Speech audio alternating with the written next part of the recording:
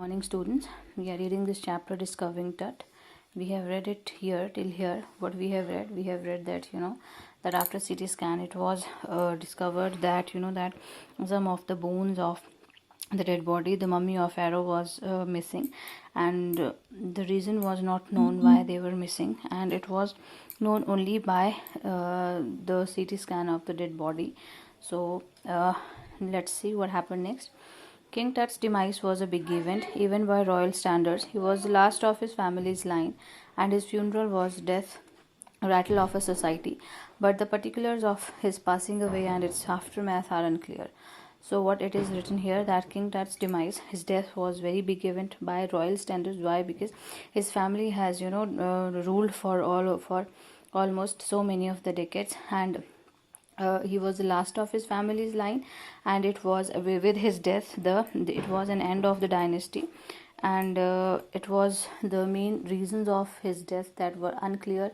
That was the biggest reason for his for that mystery of his death, that he died so young and the reason was not known. Amenhotep III, Tut's father or grandfather, was a powerful pharaoh who ruled for almost 4 decades at the height of the 18th dynasty's golden age. His son Amenhotep IV succeeded him and initiated one of the strangest period in the history of ancient Egypt. The new pharaoh promoted the worship of Aten, the sun disk, changed his name to Akhenaten or servant of Aten, and moved the religious capital from the old city of Thebes to the new city of Akhten, now known as Amarna. So what happened then? So Amenhotep III, he must be grandfather or father of Tut. He was a powerful pharaoh, ruler of this dynasty, and who has ruled for 4 decades. 4 decades means for 40 years, and and it was the greatest dynasty of the 18th century, 18th golden age. And his son Amenhotep IV, he succeeded him and he initiated one of the strangest practices in the period of history. He practiced strangest practices he did in his during his rule. What he did, he just he became a new pharaoh, he became new king, and he promoted the worship of Aten, the sun disk. He promoted the worship of Aten, the sun disk when he became pharaoh, and he changed his name. What his name was then? Akhenaten, or servant of Aten. So he declared himself a servant of Aten, and he encouraged his kingdom to pray him, to serve him, and he moved his religious capital from old city of Thebes to the new city of Akhenaten. So he also moved. So it means that he has done so many of the political changes during his kingdom, and now the capital, which is known as Amarna. And then what happened? He further shocked the country by attacking Amun, a major god, smashing his images and closing his temples. It must have been a horrific time, said Ray Johnson, director of University of Chicago's Research Center in Luxor, the site of ancient Thebes. The family that had ruled for centuries was coming to an end, and then Akhenaten went a little wacky. So what happened? This new king, he was not praised by the kingdom, because he just stopped the prayer of some ancient gods, and he promoted the preaching of the sun disk, and then he just attacked the old god, their god Amun, a major god. He smashed his images and he closed the temples, and it was a horrific time of the whole that dynasty of that kingdom. It was written by Ray Johnson. He was the director of university, and the site of the Thebes, the family that had ruled for century, and the family, because of his kingdom, because of his rule, because of this particular king's rule, it was obvious that that this kingdom is coming to an end, because now this dynasty, this rule was not appreciated by the people because of these political steps which were taken by this king. Okay, and then after Akhenaten's death, a mysterious ruler named Semenkhare appeared briefly and exited with hardly a trace, and then a very young Tutankhaten take the throne. King Tut, as he is widely known today, the boy king soon changed his name to Tutankhamun, a living image of Amun, and oversaw a restoration of the old ways. He reigned for about 9 years and then died unexpectedly. So what happened? After him, after this unappreciated king Akhenaten's death, what happened, a mysterious ruler came to the throne, and he was not known so widely. He just came for a while and he just exited from that, and nobody even had, he didn't even had a trace on the history of this kingdom, this dynasty. And then what happened then, Tutankhaten is a king. He came to the throne, and he is widely known as Tut. His nickname was Tut, and he is widely known. And this boy king, he was a very, we would say that impressive ruler. He just changed his, that all those things which were changed by the earlier ruler, and he changed them. He restored everything, whatever he has changed. He changed his name Tutankhamun, which means that he was a living image of Amun. Amun was the god whose preaching, whose prayers were, whose worship was ended, or whose worship was finished by this king, the earlier king. And he just oversaw the restoration. He restored the old. He restored old ways, all old ways.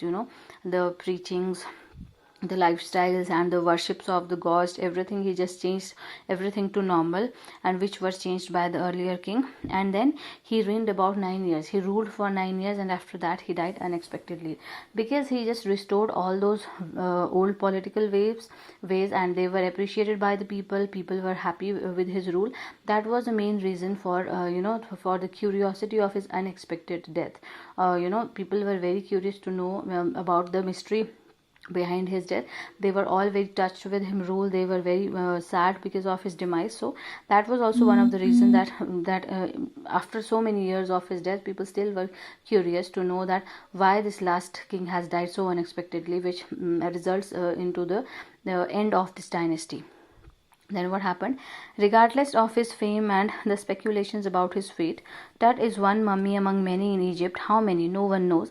The Egyptian Mummy Project, which began an inventory in late 2003, has recorded almost 600 so far and is still counting. The next phase, scanning the mummies with a portable CT machine donated by the National Geographic Society and Siemens, its manufacturer. King Tut is one of the first mummies to be scanned in death and as in life, moving regally ahead of his countrymen. So what he's saying, that regardless of his fame and his speculations about his death, if we do not regard his fame and his speculations, his guesses about his fate, Tut is Tut's mummy is one of the so many of mummies in Egypt. And how many mummies are there? There are, there is a project on the inventions of there, how many mummies were there. It was run in 2003, and it was recorded that 600 mummies were there present, kings as well as other peoples, and it was still counting. The counting was still going on.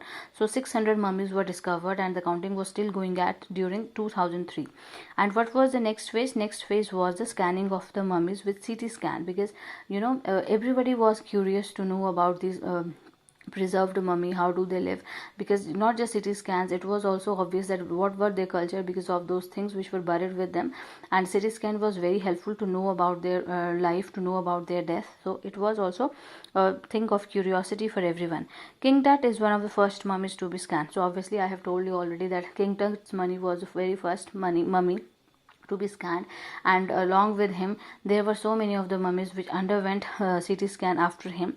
And then a CT machine scanned the mummy head to toe, creating 1,700 digital X-rays images in cross section. Tut's had scanned in 0.62 mm slices to register its intricate structures, take on airy detail in the resulting image, with Tut's entire body similarly recorded. A team of specialists in radiology, forensics, and anatomy began to probe the secrets that the winged goddesses of a gilded burial shrine protected for so long. So what happened? CT scan. When this mummy just went under the CT scan, what happened? There were 1,700 X-ray images were there. Though so much of X-ray images were done, and his head has underwent so many of the CT scans, and one X-ray was 0.62 mm slice thick, I would say. Okay, so it takes a airy detail. Airy means minute detail of everything. There were radiology, because it was a kind of a legal practice to know his mystery of his death. So forensics were there, the anatomy began there, radiology was done with him, and to just figure out the secrets which the winged goddesses is referred here to the pyramids which were made there. So those secrets, just to reveal those secrets, the CT scans were done to figure out that what actually had caused his death, how he died, what had happened to him. So that all things. So we will read it till here. Read this chapter again, read it carefully because it is one of the important chapters. So read it.